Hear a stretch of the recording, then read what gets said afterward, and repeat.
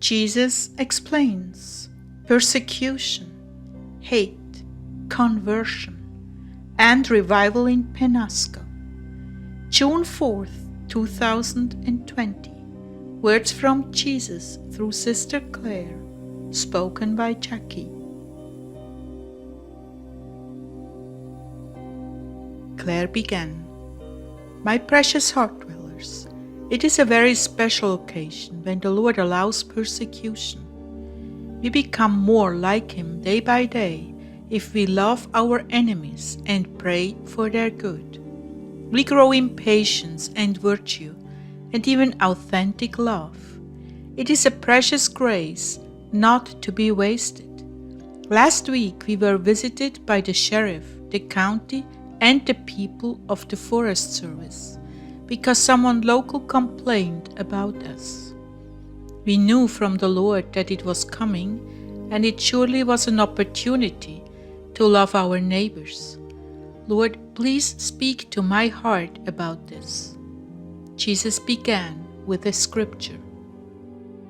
John 15:18-21 and 25. If the world hates you, keep in mind that it hated me before you. If you were of the world would love its own. But because you are not of the world, for I chose you out of the world, for that reason the world hates you. Remember the word I said to you, a servant is not greater than his master. If they persecuted me, they will persecute you too. If they have guarded my word, they would guard yours too. But all this they shall do to you because of my name, because they do not know him who sent me. But this is to fulfill what is written in their law. They hated me without reason. Jesus began, Beloved, it is true, if they hate me, they will hate you, and this goes part and parcel with the calling. The more you resemble me, the more you will be hated. But this is the most perfect climate for generosity, patience, and love to triumph.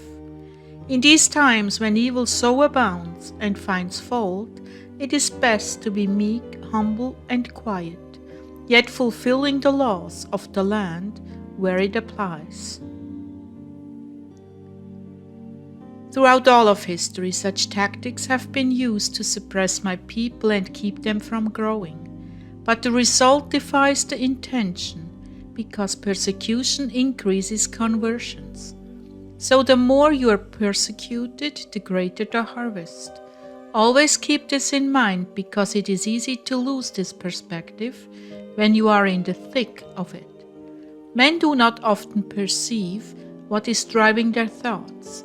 The hidden world, the spiritual dimension, drives at least 95% of all men's thoughts. Wow, Lord, that is staggering. It is indeed, and that is why your awareness and prayers against spiritual forces are so important. Anything that steals your peace, you can be sure, originates with the evil one. But where this poison arrow lands, so does my grace, directing you to forgive and have faith. Pray for those who persecute you and would do you harm. I use every bit of inconvenience they have caused you to save their souls.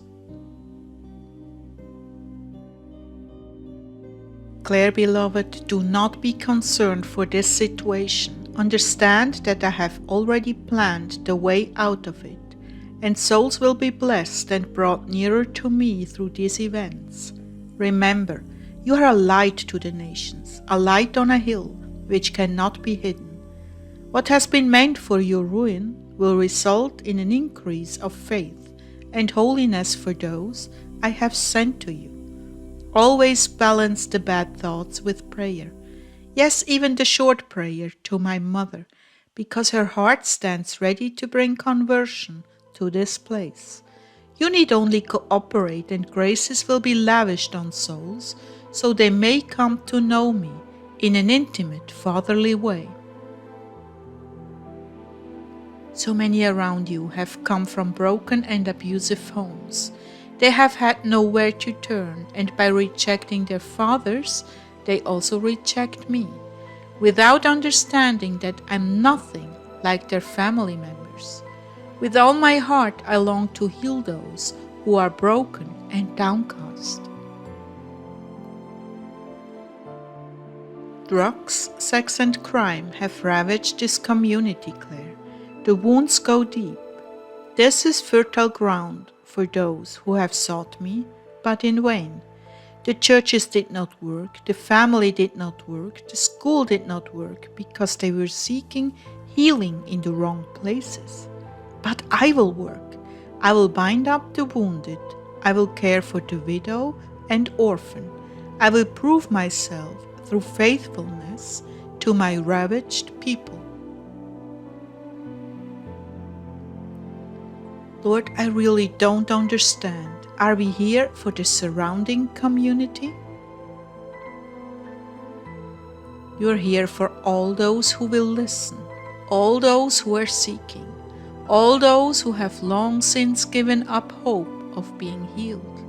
I will move through this community in a way you cannot foresee. I will touch and heal in ways that are beyond the thoughts of man. I will shatter strongholds. I will do these things. You are right to say you are a nobody and nothing, and as long as you remain convinced of this truth, I will work through you. Oh, how I love these people. Oh, how my heart has ached for them.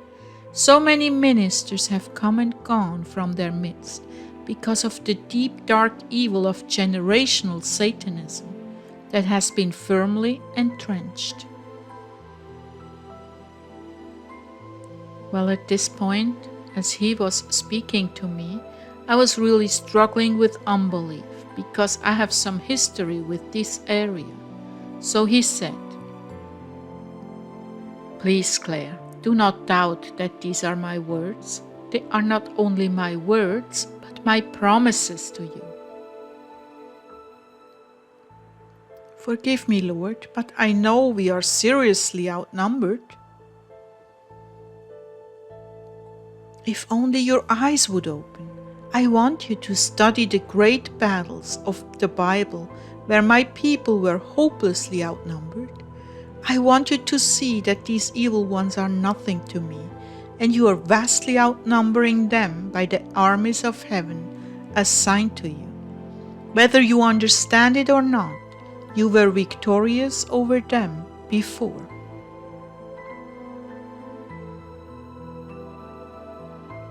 He's talking about 15 years ago when we were called into town. Yes, there were issues in your marriage that had to be healed, but they did not succeed in separating you. You left this place because I called you forth, not because of anything they did to you. There have been significant shifts of power in this area as well. I tell you, you are not outnumbered. You are not alone. You are merely very, very little. Stay that way, and we will triumph. To the people of Penasco, I want to say, I have heard your cries. I have seen your tears over the untimely death of your children. I have wept a river of tears over you, my people. I have seen the abuse and violation of the little ones victimized by alcoholism, pedophilia, and satanic ritual abuse. I have heard the cries and the screams, and their blood cry out to the heavens. I have not turned my back on you, my people, but you have turned away from me, using amusements, drugs, and illicit sexual relationships to fill the deep void in your hearts. I want to cleanse you of your iniquities. I want to heal your scars. I want to show you the loved ones that at their very last breath on earth were given mercy and brought into heaven. I long to reveal my great mercy to you, but you must cry out to me with all your heart. You must fast, pray, and turn to me. Then I will heal your land, sweeping away generations of evildoing and injustice. I received this message last Friday and I was really struggling with its content. So I went into prayer over the weekend and was waiting on the Lord to finish this, because I didn't feel it was complete. So this is the other part He gave me today. Jesus began, I'm standing ready to bring about conversions, healings, new life, new hope to these spiritually destitute souls. I love them with all my heart, Clare.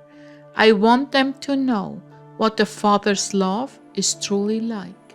For those who seemingly have been damaged beyond repair, my heart aches and I want to heal the deep wounds of their childhood. Your prayers prepare the way. The groundwork must be laid in prayer, then I can make the soil ready. Focus your prayers on the surrounding communities of Penasco. Pray for their healing and conversion. I want to begin something here that is very special. This is truly the most unlikely place for revival, and that is precisely why I wanted to begin here. I'm pleased with you for cooperating with me and praying to have a heart for them. Please continue to do this and you will have a real breakthrough. Each time you see or think of them, pray and let those prayers accumulate until the fullness of time comes and I release revival. Right now your hearts are far from them, but with little effort you can change that. I honor prayer and I honor obedience. There are priceless souls in this area, and of course every soul is priceless because you cannot put a value on my shed blood. But what I mean is that some of these souls come from a very holy background that has been buried by generations of sin and witchcraft. When the Lord said that, an Italian girl by the name of Chiara, which is Italian for Clare, comes to mind for some reason. She was a teenager that came down with serious cancer, and the Lord wanted to take her to heaven through this cancer, and she said, if God wants it, I want it too. What a beautiful example of a sweet soul that discerned God's will properly and gave her life to the Lord. At prime time, just before she was turning 20.